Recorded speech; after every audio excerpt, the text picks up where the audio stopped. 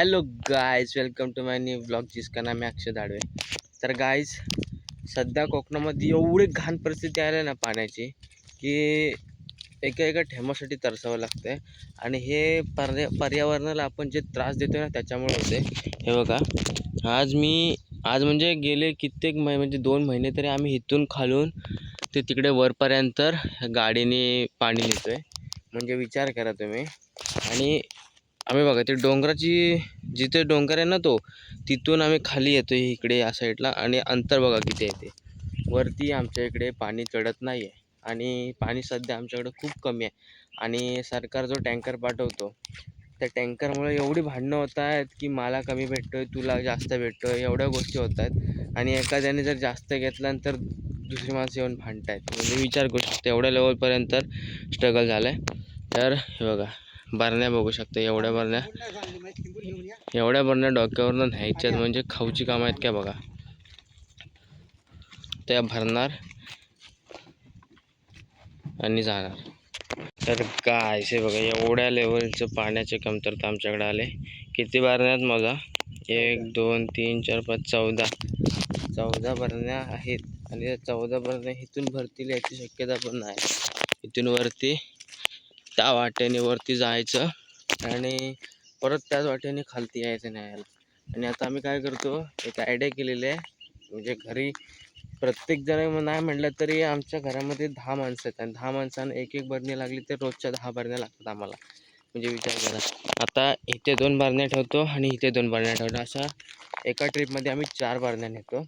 आणि सरकारला एवढंच माझं म्हणणं आहे की जरा खेड्यापाड्यांमध्ये लक्ष द्या, कारण की या वर्षाची टंचाई झाली पण कित्येक वर्ष आमच्याकडे अजून घरापर्यंत कुठलीच सुविधा आलेली नाही। आणि हे गावाचं नाव आहे केळणे गाव।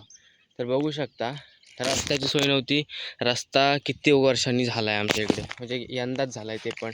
आणि सर्वात मेन गोष्ट म्हणजे जगण्यासाठी त्या गोष्टीची आपल्याला जास्त उपयोगी असतो तो म्हणजे पाणी। आणि पाण्याची कमतरता एवढी आहे ना आमच्या गावामध्ये, बाकी सगळ्यांच्या घरपट पाणी आहे पण आमची मेजॉरिटी कमी असल्यामुळे आमच्या घरी पाणी नाही अजून। आणि आमची एवढी ऐपत पण नाही की आम्ही पर्सनली बोरिंग लावून आमच्या घरी घेऊ शकतो।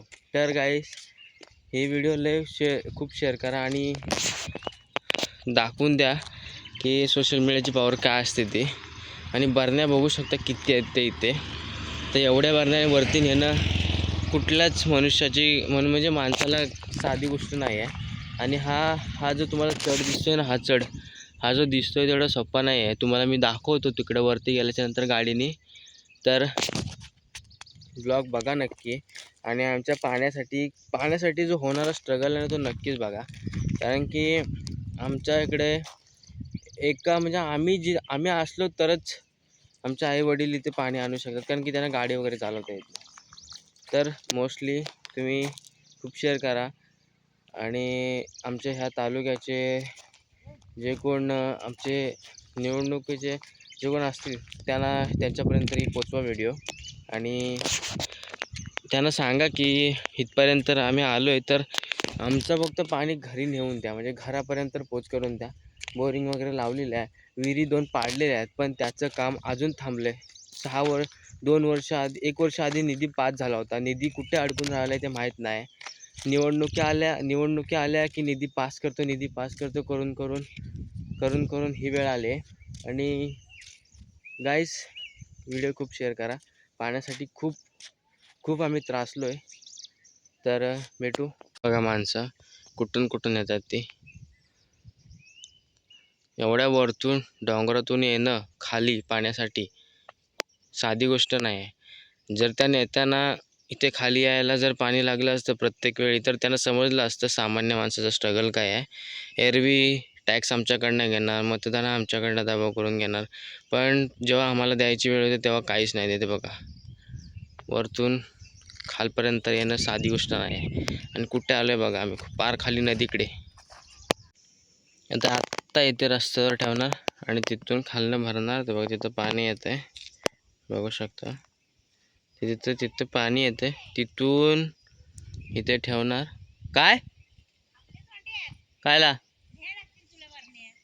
का? तर गाईस, बघू शकता तुम्ही इथून खालती किती अंतर आहे आणि तिथून आम्ही आता खालतूनच वरती पाणी आणतोय.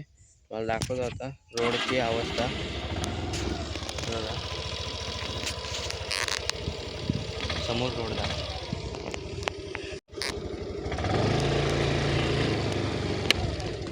तर गाईस तुम्हाला खालचा रोड दाखवतो. खाली रोड दाखव ना. आणि आम्ही आता आणतोय कुठून वरती ते सुद्धा तुम्हाला दाखवतो मी. हे बघा रोडचं अंतर बघा. बॅकला दाखव, मागं दाखवत असंच रोड.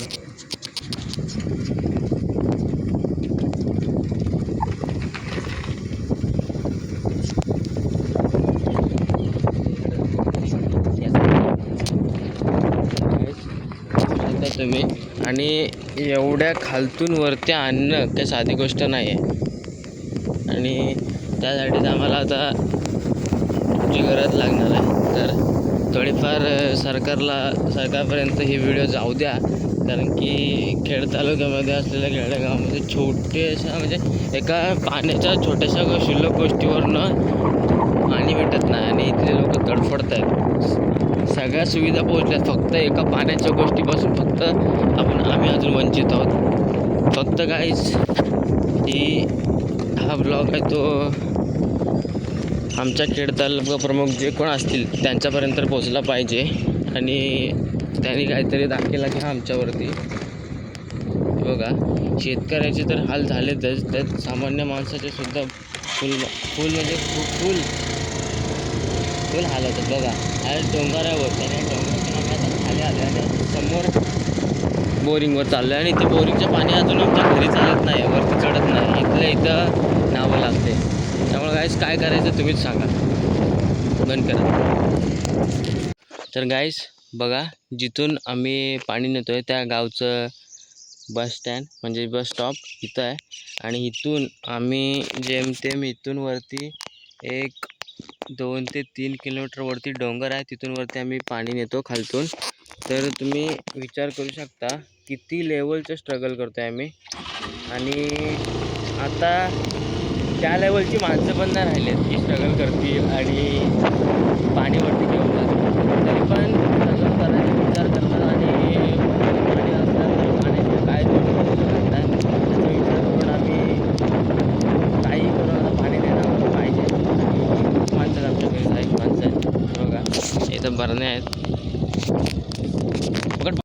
तर गाईस बघा अजून आमच्या 2 भरण्यात असे रिकाम्या राहिल्यात हे बघा.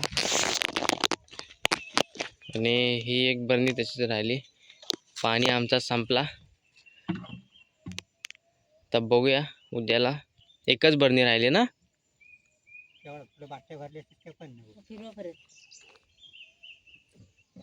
कशाला बाटल्या भरायला पाहिजे.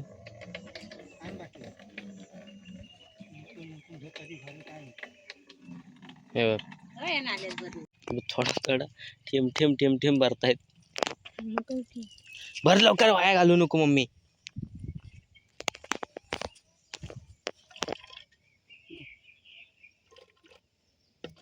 मग तिथं काय येत नव्हता, चढत नव्हता तिथं, चढत नव्हता म्हणून तर तिथं पाणी हे होत नव्हता. गाईचे बघा एक बाटली भरून ठेवलेले वरती 3 बाटले 1-2-3 स्टॉप आणि पाणी गेलाय. मला काय रे काय हालत झाले बघा आमच्याकडं. ना पाणी येत आहे ना काय. घरात जायची तर गोष्ट वेगळी. घरात पाण्याशिवाय काहीच करू शकत नाही, जेवण करू शकत नाही, बिना पाण्याशिवाय राहू शकत. मग विचार करा तुम्ही आम्ही काय करतो इकडे.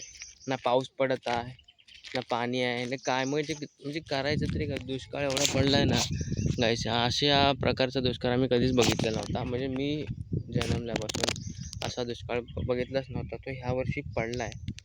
आणि लाजिरवाणी गोष्ट आहे की आपल्या इकडचं सरकार एवढं घाणेरडं आहे की हे बघा अशा प्रकारचं काम आहे त्याचं. फक्त सत्तेत यायचं, जमव करायची, आपला पिटारा भरायचा आणि जनतेला टाकायचं उघड्यावर. ह्या अशा प्रकारच्या गोष्टी होतात. हे बघा आम्ही आता वरती नेणार पाणी तिकडे आणि हे इथे काय करणार.